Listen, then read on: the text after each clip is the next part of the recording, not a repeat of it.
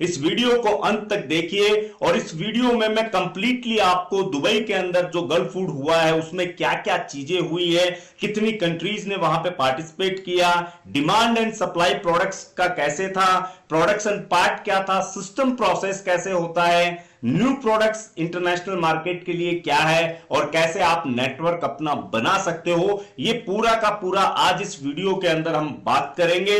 और जो लोग गल्फ फूड में जाना चाहते थे या फिर जो गए हैं, मैं चाहूंगा कि वो लोग भी अपना एक्सपीरियंस कमेंट करके जरूर बताइएगा कि आप लोगों का कैसा एक्सपीरियंस रहा। क्योंकि मैं और मेरी टीम जब से गल्फ फूड शुरू हुआ था हम वहां पे थे। 5 दिन तक हम लोगों ने ऑलमोस्ट सारे जितने भी पवेलियंस थे उन सबको कवर किया है, ऑलमोस्ट सारे प्रोडक्ट्स को हम लोगों ने कवर किया है और सारी चीजों को हमने उसी एक एंगल पार्ट के ऊपर देखा है कि क्या हम कुछ नया कर सकते हैं और ये जो एक्सपीरियंस है ये आप लोगों के कैसे काम में आ सकता है। तो चलिए शुरू करते हैं। नमस्कार हिंदुस्तान, मैं Chetan Kumar Verma, international bridge consultant, Exim business adviser YouTube channel पर आप सभी लोगों का हार्दिक स्वागत करता हूं।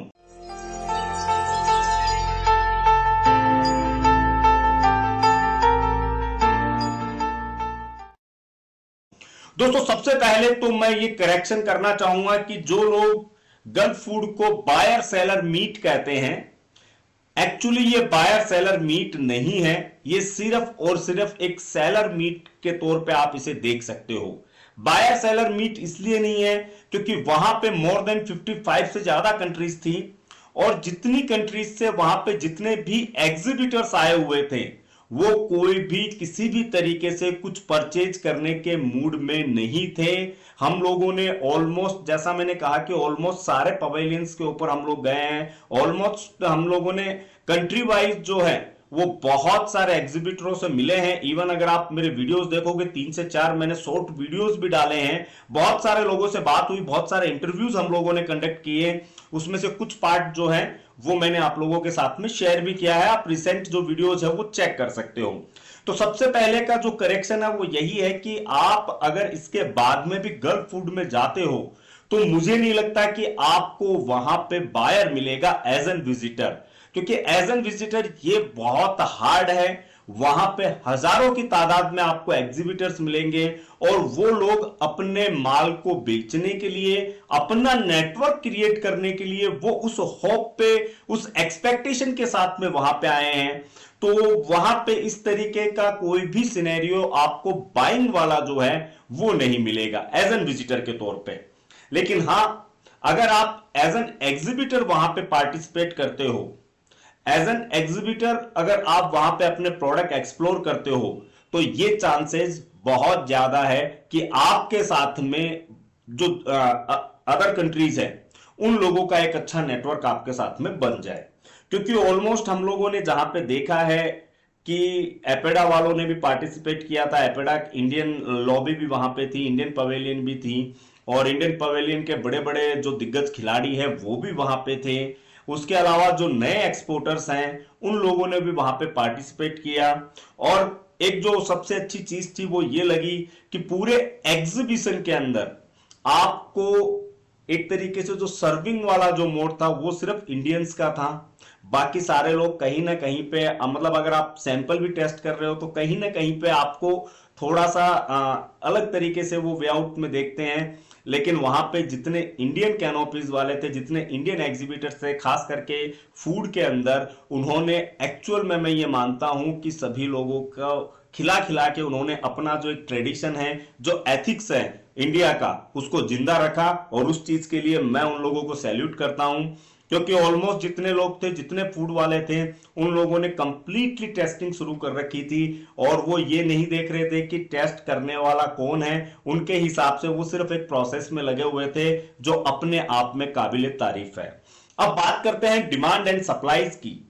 तो डिमांड एंड सप्लाई की अगर बात करें तो ये चीज, जो लोग कहते हैं कि दुनिया बहुत छोटी है, मैं कहूंगा कि ये उनका सिर्फ एक वहम है।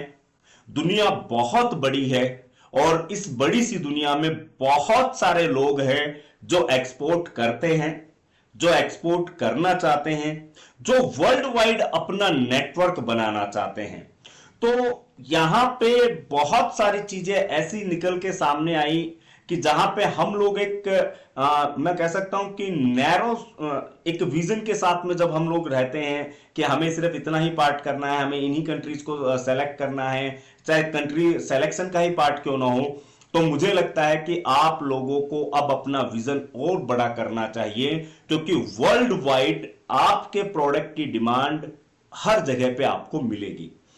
क्वालिटी की अगर हम बात करें प्रोडक्ट्स की, तो बहुत सारे ऐसे प्रोडक्ट्स थे जो कुछ कंट्री स्पेसिफाइड आप उनको बोल सकते हो, लेकिन उसमें भी जब आप इंडियन प्रोडक्ट्स की क्वालिटी की बात आती है या इंडियन रेपुटेशन जिसको हम बोल सकते हैं, वो अपने आप में एक अलग ही स्टैंडर्ड है।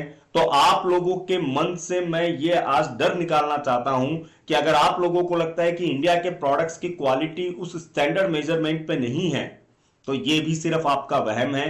इंडियन प्रोडक्ट्स की जो क्वालिटी वाइज अगर हम बात करेंगे तो दे आर गुड, बहुत अच्छे हैं, और लोगों के अंदर एक इंडिया के प्रति अलग ही रेस्पेक्ट जो है वो हमें वर्ल्ड वाइड दिखा। यहां पे डिमांड और सप्लाई, डिमांड बहुत ज्यादा है, हर तरीके की प्रोडक्ट्स की है, यानी वहां पे जितने पवेलियंस में हम गए हैं, जितने एग्जीबिटर्स के पास में गए हैं, ऑलमोस्ट आपको बहुत सारे ऐसे प्रोडक्ट्स भी दिखे हम लोगों को जो हो सकता है कि वो नहीं समझ। जैसे मैंने मैपल का वीडियो डाला था, अभी मैपल सिरप का जो वीडियो है, तो एक्चुअली वो प्रोडक्ट उतना एनालाइज नहीं हुआ है अभी तक, लेकिन ऐसी बहुत सारी न्यू अपॉर्चुनिटीज जो है प्रोडक्ट वाइज वो आपको देखने को मिल सकती थी। और ऑलमोस्ट आप मानिए कि वहां पे ऐसे बहुत सारे प्रोडक्ट्स थे जो आपका एक वे आउट चेंज कर सकते हैं। अभी इसमें भी एक डिमांड की अगर मैं बात करूं, तो मैंने एक वीडियो बनाया था फ्रोजन वेजिटेबल्स फ्रूट्स के ऊपर, या डिहाइड्रेटेड जो वेजिटेबल्स और फ्रूट्स थे उनके ऊपर। इसके अंदर इजिप्ट एक बहुत बड़े लेवल पे काम कर रहा है, खास करके मैं इजिप्ट की बात कर रहा हूं, क्योंकि ऑलमोस्ट अगर आप देखोगे तो वहां पे 60% से ज्यादा जो फूड काउंटर्स थे वो सारे लोग फ्रोजन फूड के अंदर बहुत ज्यादा जा रहे हैं। और मैंने जब वो वीडियो बनाया था फ्रोजन फूड का, मैंने तब भी ये कमेंट किया था कि आने वाले 5 से 7 साल में पूरे वर्ल्ड का जो सिनेरियो है वो फ्रोजन फूड की तरफ बहुत बढ़ जाएगा। तो अगर आप फ्रोजन फूड में काम कर रहे हो, डिहाइड्रेटेड वेजिटेबल और फ्रूट्स में काम कर रहे हो, वेजिटेबल एंड फ्रूट्स के जो पाउडर्स बन रहे हैं आजकल उनमें काम कर रहे हो, तो आप लोगों को अब सप्लाई के लिए बहुत ज्यादा वर्कआउट करना चाहिए। आप लोगों को अपनी ऑनलाइन अवेलेबिलिटी के ऊपर बहुत ज्यादा काम करना चाहिए। यकीन मानिए, अगर आप अच्छे से काम करते हो आपको वर्ल्ड वाइड डिमांड मिलेगी। वहां पे जो काउंटर्स थे इन चीजों के, उनके पास में कंटिन्यू इंक्वायरीज हैं, कंटिन्यू लोग उनके साथ में अटैच हो रहे हैं, तो ये भी अपने आप में एक बहुत बड़ी फूड कैटेगरी बन के निकल रही है मेरे हिसाब से। और मैं कमेंट तो इसके ऊपर पहले कर ही चुका हूं, बट आने वाले समय में नो डाउट वाली बात है, क्योंकि ये सिर्फ एक प्रोडक्ट नहीं रहेगा, ये एक सर्विसेबल प्रोडक्ट बन जाएगा, ये सर्विस रिलेटेड प्रोडक्ट बन जाएगा। तो इसकी वजह से इसकी जो डिमांड है वो काफी एडवांस होगी, जो आने वाले समय में आप लोगों को भी दिखेगी। इसके अलावा स्पाइसेज, हैंडीक्राफ्ट्स, बहुत सारे ऐसे प्रोडक्ट्स थे, एंटिक पीस जिनको हम बोल सकते हैं, और ऐसे बहुत सारे प्रोडक्ट्स थे जिनकी क्वालिटी वाइज अगर हम बात करें तो खास करके उनकी फिनिशिंग और पैकेजिंग, क्योंकि मैं हमेशा यही कहता हूं कि पैकेजिंग जो है आपके प्रोडक्ट की वो डिसाइड करती है कि आपका प्रोडक्ट कैसा होगा। एक थॉट प्रोसेस माइंड में डिसाइड होता है उससे। तो उन लोगों की जो प्रोडक्ट की क्वालिटी में भी कुछ प्रोडक्ट्स ऐसे थे कि जो ओके थे, लेकिन उनकी पैकेजिंग जो थी वो लाजवाब थी। मैं ऑन स्क्रीन भी आप लोगों को दिखाने की कोशिश करूंगा।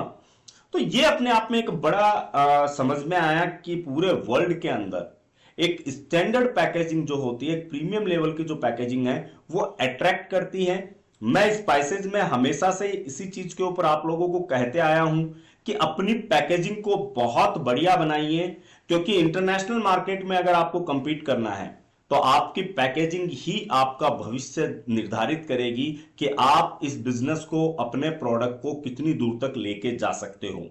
इसी पार्ट में अगर हम प्रोडक्शन की बात करें तो प्रोडक्शन ऑलमोस्ट आप मानिए इंटरलिंक है। जैसे ब्लैक पेपर की हम बात कर रहे हैं तो हमें पता है वियतनाम में प्रोडक्शन बहुत ज्यादा है, लेकिन ऐसा नहीं है कि वियतनाम सिर्फ एक्सपोर्ट कर रहा है, वियतनाम इंपोर्ट भी कर रहा है। इंडिया के अंदर बहुत सारे ऐसे प्रोडक्ट्स हैं, we are the, you can say we are the leading manufacturer, producer, exporter of that product, but still हम लोग उसे इंपोर्ट भी कर रहे हैं। तो एक प्रोडक्शन का जो एक सिनेरियो है, प्रोडक्शन का आप जो बैलेंस रेशियो है वो बड़ा अलग है। हमने शुगर के लिए एक ब्राजील वाले से बात की थी, शुगर सप्लाई के लिए, तो ब्राजील वाले ने एक नई चीज हम लोगों को जो बताई कि वो खुद इंडिया से ही माल लेके एक्सपोर्ट कर रहा है। सिर्फ वो ब्राजील शुगर बोल के वो काम कर रहा है, बट माल उसका पूरा इंडिया से आ रहा है। तो ये बड़ा एक डिस्ट्रक्टिव मोड वहां पे आप बोल सकते हो उस चीज को, कि कुछ नई चीजें ऐसी समझ में आती है आपको जब आप मार्केट में निकलते हो, जब आप ग्राउंड लेवल पे जाते हो, तो आपको अपने बिजनेस के अकॉर्डिंग सारी चीजें समझनी होती हैं। मैं यहां पे मतलब एक जो इंपॉर्टेंट फैक्ट है वो ये है कि आप लोगों को बिजनेस के लिए आप लोगों को प्रोसेस सिस्टम बनाना चाहिए। मोस्टली मैंने देखा है कि जो स्टार्टअप एक्सपोर्टर होते हैं वो कोई प्रोसेस सिस्टम डेवलप नहीं करते हैं, और डायरेक्टली उनके दिमाग में सिर्फ ये होता है कि बस एक कंटेनर मेरा कैसे भी निकल जाए, मेरा काम हो जाएगा। आप यकीन मानिए इस वे से, इस थॉट प्रोसेस से आप काम नहीं कर पाओगे।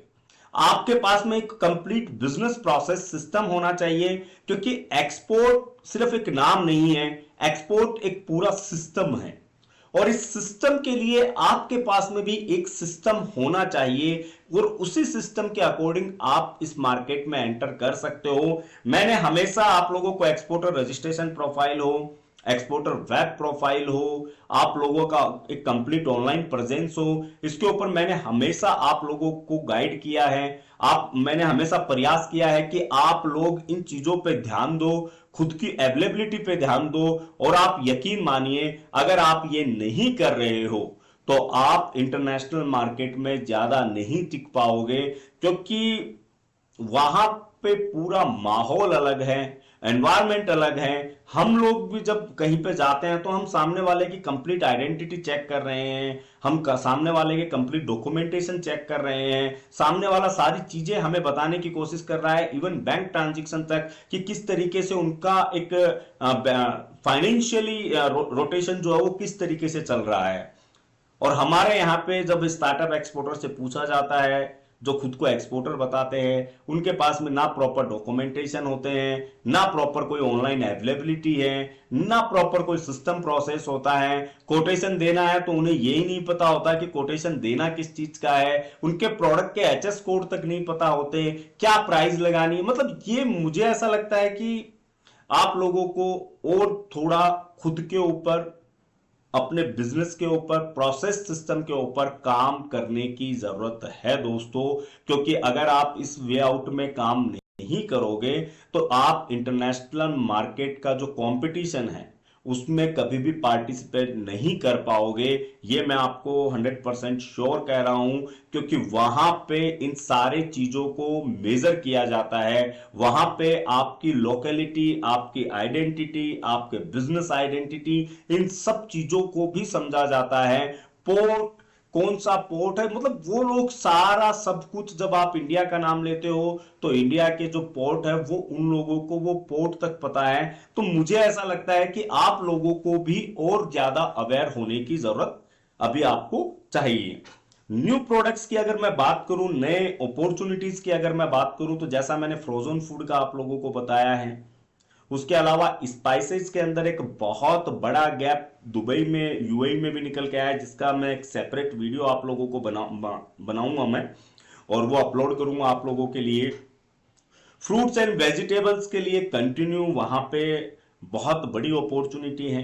री एक्सपोर्ट के लिए बहुत बड़ी अपॉर्चुनिटी है, यूएई से भी है, बाकी कंट्रीज में भी है, क्योंकि उन लोगों के पास में प्रोडक्शन पार्ट उतना नहीं है, लेकिन वो लोग इंपोर्ट करते हैं, इंपोर्ट करके वो खुद का भी बैलेंस करते हैं, एंड उसके बाद में वो लोग री एक्सपोर्ट भी कर रहे हैं। तो यहां पे बहुत सारे ऐसे न्यू प्रोडक्ट्स जो है वो आप लोगों को मिल जाते हैं। इंडिया के भी बहुत सारे ऐसे प्रोडक्ट्स आप लोगों को जो हम रेगुलर में नहीं देखते हैं, वो भी बहुत सारे प्रोडक्ट वहां पे आपको अवेलेबल हो जाएंगे।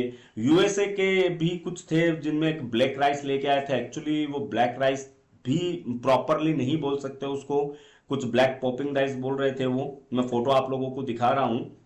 तो ये मैम जो थे ये भी बड़ा इसमें प्रयास कर रही थी।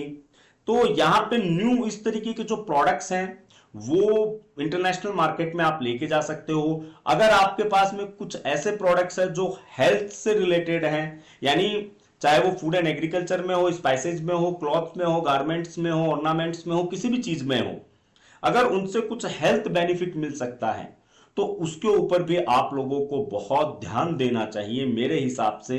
क्योंकि जितना ऑब्जर्व किया है कि लोग प्रोडक्ट के साथ साथ में हेल्थ बेनिफिट्स के ऊपर भी काफी फोकस कर रहे हैं, काफी फोकस दे रहे थे। वो एक स्टैंडर्ड देख रहे हैं प्रोडक्ट का, इवन रिपोर्टिंग देख रहे हैं प्रोडक्ट्स की, इवन टेस्ट चेक किया जा रहा है। तो ये बहुत अलग अलग टाइप का एक न्यू प्रोडक्ट का मार्केट जो है वो वहां पे निकल रहा था। न्यू प्रोडक्ट के अंदर जैसे कुछ स्पाइसेस के कुछ मिक्सेस वहां पे बने हुए थे, हम लोग भी लेके आए, बहुत सारे कार्ड्स हमारे पास में भी इकट्ठा हुए हैं।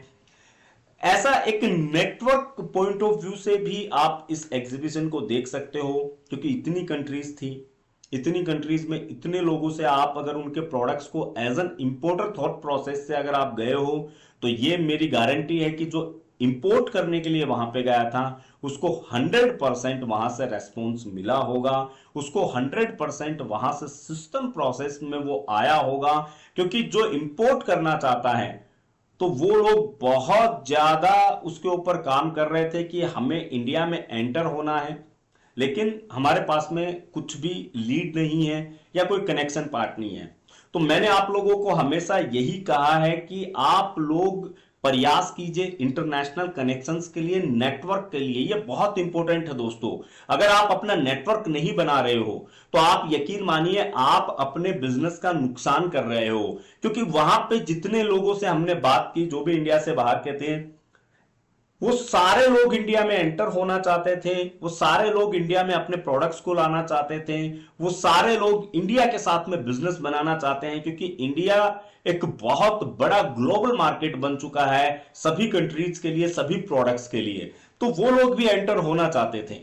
अभी उसके लिए उनके पास में जितनी भी इंक्वायरीज आई, जैसे जैसे वो काम कर रहे हैं, तो ये आप लोगों के लिए भी बहुत इंपॉर्टेंट हो जाता है कि आप जब नेटवर्क बनाओगे, आप इंपोर्ट के लिए नेटवर्क बनाइए, बट उसी नेटवर्क को उसके बाद में आप एक्सपोर्ट के लिए भी यूज कर सकते हो। क्योंकि जब आपके पास में 10-5 कंट्रीज से लोग आपके नेटवर्क में होंगे तो वहां के प्रोडक्ट को समझना, वहां के एनवायरनमेंट को समझना, कल्चर वैल्यू को समझना, ये सब चीजें आपको एक रेगुलर बेसिस पे समझ में आ जाएगी अपने नेटवर्क से। और उससे आप अपने प्रोडक्ट की क्वालिटी, अपने प्रोडक्ट की पैकेजिंग, अपने प्रोडक्ट का सिस्टम प्रोसेस ये डेवलप कर पाओगे। दोस्तों मैं अगर सिर्फ यूए की बात करूं तो जैसा मैंने लास्ट के वीडियोस में भी कहा था कि regular, standard, premium and extra premium 4 categories के प्रोडक्ट आपको वहां पे दिखेंगे। क्योंकि वहां पे 4 कैटेगरीज के लोग वहां पे रहते हैं। अब बहुत सारे मॉल्स जो हैं वो आपको एक लेवल पे मतलब रेगुलर प्राइस के ऊपर मिलेंगे, बहुत सारे मॉल्स जो हैं वो आपको एक्स्ट्रा प्रीमियम कॉस्ट पे मिलेंगे जहां पे और कोई जाता ही नहीं है। तो ये मार्केट अपॉर्चुनिटी की जो बात है, प्रोडक्ट डिमांड सप्लाई की जो बातें हैं, ये सब साइड में कर दीजिए। आप लोगों को सबसे पहले एक कस्टमर लॉबी को देखना होगा कि आपकी एक्चुअल में कस्टमर लॉबी कौन सी है, और उस कस्टमर लॉबी के तहत आपको अपने प्रोडक्ट को इंटरनेशनल मार्केट में लेके जाना चाहिए। वीडियो ऑलरेडी काफी बड़ा हो चुका है, मैं कोशिश करूंगा इसका सेकंड पार्ट बनाने की, जो बनना भी है, क्योंकि बहुत सारी ऐसी चीजें हैं जो इस वीडियो में कवर नहीं हो पाई है।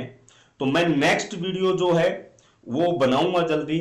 अगर आप लोगों को ये इंफॉर्मेशन, ये वीडियो अच्छा लगा हो तो कमेंट जरूर कीजिएगा, क्योंकि आपके जो कमेंट्स आएंगे या फिर आप क्या जानना चाहते हो इस एक्सपो से, इस एग्जीबिशन से, वो कमेंट कीजिए, ताकि नेक्स्ट एग्जीबिशन के अंदर मैं आपके जो कमेंट्स है, जो आपके क्यूरीज हैं, उनको कवर करने की कोशिश करूंगा, ताकि उनके जो जवाब है वो आप लोगों को मिल जाए। इसके अलावा आने वाले वीडियोज के अंदर आपको स्पाइसेस मार्केट वहां पे क्या है, और एक जो सच मैंने पीछे के कुछ वीडियोस में यूएई के लिए बताने की कोशिश की है, वैसे कुछ और सच, कुछ और वीडियोस मैं आप लोगों के लिए लेके आऊंगा दोस्तों। काफी इंटरेस्टिंग होंगे, क्योंकि आप मानिए कि पिछले 5 से 7 सालों से नेक्सस जो है इंडिया के अंदर वो सिर्फ बेवकूफ बना रहा है। वहां पे पूरा प्रोसेस सिस्टम ही बदल गया है, सारी चीजें बदली हुई है, लेकिन हम वही लकीर के फकीर बने हुए हैं और उसकी वजह से ही नुकसान खाते जा रहे हैं। तो यूएई में किस तरीके से और आगे बिजनेस प्रोसेस किया जा सकता है, कैसे आप री एक्सपोर्ट का बेनिफिट ले सकते हो, कैसे आप अपने प्रोडक्ट को ब्रांडिंग में कन्वर्ट कर सकते हो, ये सब आगे आने वाले वीडियोस में हम लोग कवर करने की कोशिश करेंगे। आज वीडियो के अंदर काफी कुछ डेप्थ में जो चीजें जाती है दोस्तों, तो आप लोगों से बस यही है कि अगर आप लोगों ये वीडियो देख रहे हो, आप लोगों को अगर इंफॉर्मेशन सही लग रही है तो एक लाइक जरूर कीजिएगा। आपका लाइक ही मुझे मोटिवेट करेगा नेक्स्ट वीडियो बनाने के लिए। प्लस आपके जो कमेंट्स होंगे, जो क्यूरीज होगी, मैं उनका भी पूरा का पूरा एक प्रोसेस, एक डाटा जो है वो बनाने की कोशिश करूंगा और वही आपके साथ में वीडियो के अंदर पेश किया जाएगा। दोस्तों जाते जाते सिर्फ आप लोगों से यही कहना चाहूंगा कि एक विजन सेट कीजिए अपने माइंड में अपने बिजनेस के लिए। सिर्फ एक्सपोर्ट करना है, एक्सपोर्टर बनना है, एक्सपोर्टर बनना है, यह विजन नहीं होता है, यह आपकी जिद है। लेकिन उस जिद को अगर आपको पूरा करना है तो उस जिद को पूरा करने के लिए आपको मेहनत करनी होगी, आपको प्रयास करने होंगे, आपको लगातार प्रयास करने होंगे, लेकिन ये प्रयास भी आपके राइट डायरेक्शन में होने चाहिए। क्योंकि अगर डायरेक्शन अगर आपका रॉन्ग है तो आप यकीन मानिए आप राउंड एंड राउंड घूमते रहेंगे, रिजल्ट आपको कुछ नहीं मिलने वाला है।